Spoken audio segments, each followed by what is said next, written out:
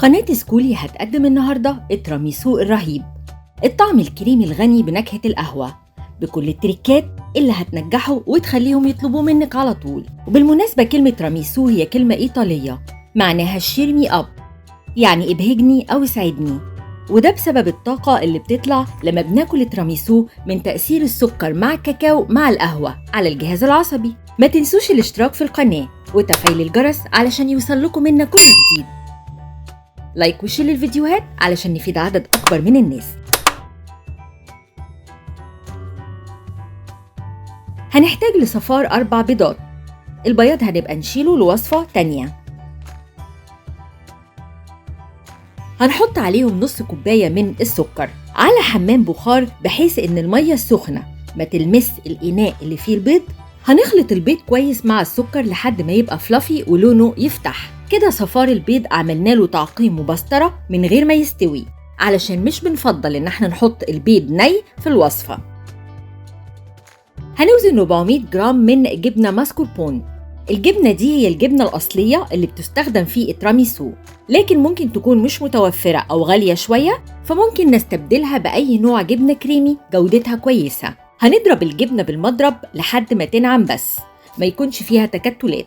مش هنضربها كتير، نخلي بالنا علشان الجبنة ما تفصلش والمية بتاعتها ما تخرجش منها وتفصل عن الدهون. هنوزن 250 جرام أو ملي من الويبنج كريم اللي هي كريمة الخفق بتاعة الحلويات. هنضيف عليها ربع كوباية من السكر وهنخفقهم مع بعض كويس قوي لحد ما تتماسك وتعمل منقار لما نرفع المضرب.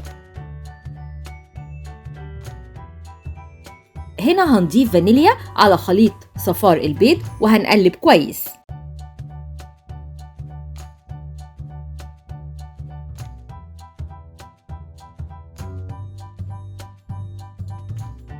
هنضيف خليط صفار البيض على الجبنة ونضيف عليهم الويبنج كريم اللي عملناه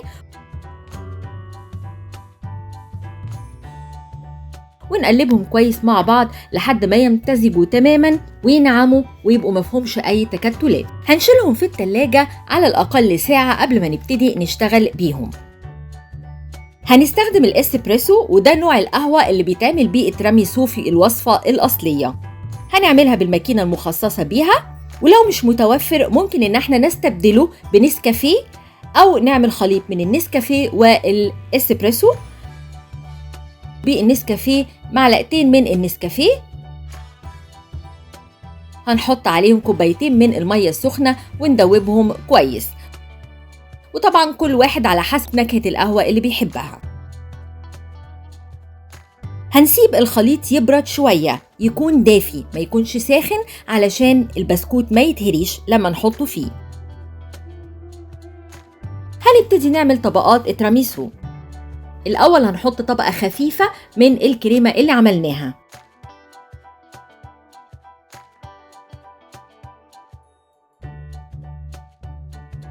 هنا استخدمنا بسكوت الليدي فينجر، وهو ده البسكوت اللي بيستخدم في الوصفة الأصلية للتراميسو، لكن لو مش متوفر ممكن استبداله بأي بسكوت سادة يكون كواليتي كويسة.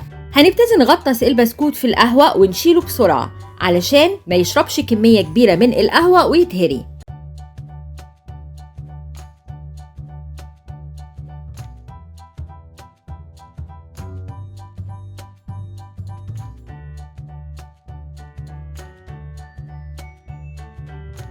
هنرصه في البايركس.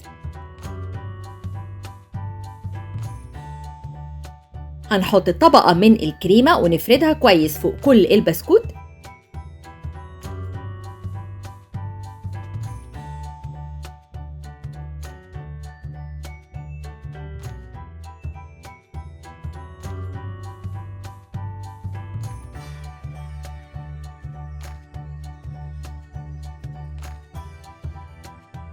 طبقة تانية من البسكوت.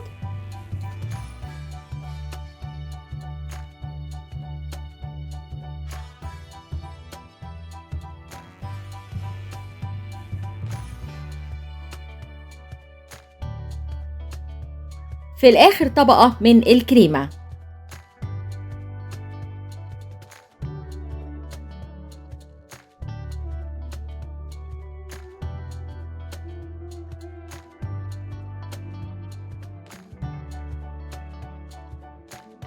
هنا في المرحلة دي هندخله التلاجة على الأقل لمدة 4 ل 5 ساعات لحد ما يتماسك. عند التقديم بقى هنبتدي نرش عليه كاكاو خام، ودوقوا بقى أحلى تراميسو ممكن تاكلوه في حياتكم.